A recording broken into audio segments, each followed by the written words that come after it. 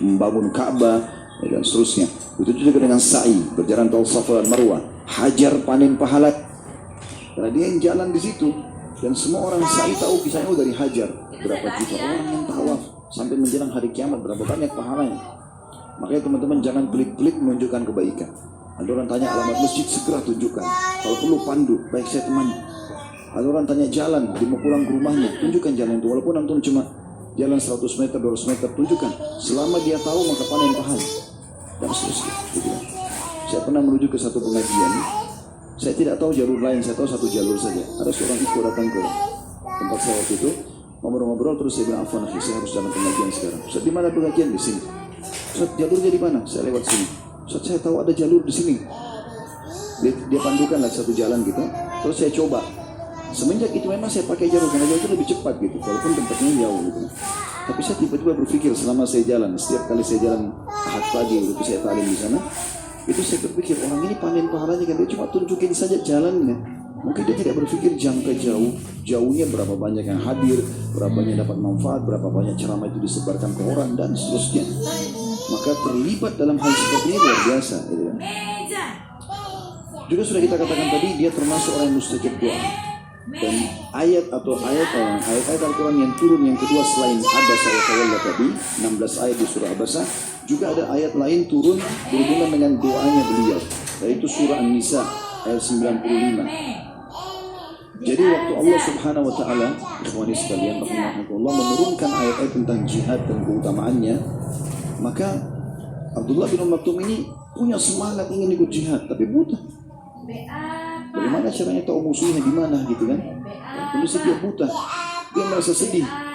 Maka dia berdoa kepada Allah, mengatakan, "Ya Allah, turunkanlah ayat-Mu yang memaafkan uzurku atau menjelaskan uzurku." Artinya orang seperti aku ini yang gitu nggak apa-apa nggak ikut jihad, karena nggak bisa. Maka subhanallah Allah kabulkan dan turun ayat Al-Quran.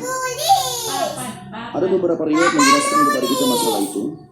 Disebutkan bahwasanya Zaid bin Thabit radhiyallahu anhu, salah satu penulis wahyu Nabi, berkata pada saat Nabi SAW sedang mendiktekan ayat jihad dalam surah An-Nisa 95, "A'udzubillahi minasyaitonirrajim, la yastawil qa'iduna minal mu'minin." Tentu ada tambahan kalimat ghairu ulid darar. Ini belum turun awalnya. Ghairu ulid darar belum turun. Kalau teman-teman lihat surah An-Nisa 95, khusus potongan kalimat ini belum ada di awal turunnya wahyu. Yang ada adalah la yastawil qa'iduna minal mu'minin langsung wal mujahiduna fi sabilillah. Maknanya tidak sama antara orang mukmin yang tidak ikut berperang duduk saja dengan orang yang berjihad dengan Allah. Orang yang berjihad lebih besar pahalanya. Rupanya waktu sementara turun wahyu itu, Abdullah bin Maktum datang. Kata Zaid bin Thabit radhiyallahu anhu, waktu Nabi SAW sedang mendiktekan ayat itu kepadaku, lalu dia datang dan berkata, "Wahai Rasulullah, demi Allah, andai kata aku mampu berjihad, pasti aku akan berjihad." Sementara waktu itu dia adalah orang yang tunanetra atau buta. Lalu Allah SWT menambahkan di wahyu itu potongan ayat. Kata Zaid bin Thabit, tiba-tiba paha Nabi SAW waktu itu ada di atas pahaku lebih tinggi, kemudian tiba-tiba menimpa pahaku. Jadi biasanya Nabi SAW kalau turun wahyu, salah satu keadaannya seperti itu, alaihissalam, maka dia mengatakan seperti pahaku akan retak karena beratnya. Lalu Nabi SAW setelah itu menambahkan kalimat ghairu ulid darar, karena permintaannya Ibnu Maktum kepada Sang Pencipta Allah. Ini luar biasa nih. Karena doanya Allah turunkan potongan ayat Al-Quran dan berlaku hukum sampai hari kiamat. Maka Nabi SAW pun membacakan kalimat tadi, ditambahkan la yastawil qa'iduna minal mu'minin, tidak sama orang-orang mukmin yang duduk tidak ikut berjihad. Lalu Allah bilang ghairu ulid darar, yang tidak punya uzur. Jadi maksudnya di sini turunnya kepada Ibnu Maktum, kalau orang buta, orang pincang gitu kan, maka ini tidak punya keharusan untuk ikut jihad gitu.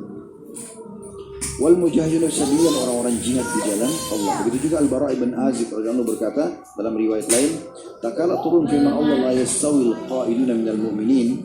Tidak samalah antara orang mukmin yang duduk tidak ikut berperang. Nabi SAW berkata,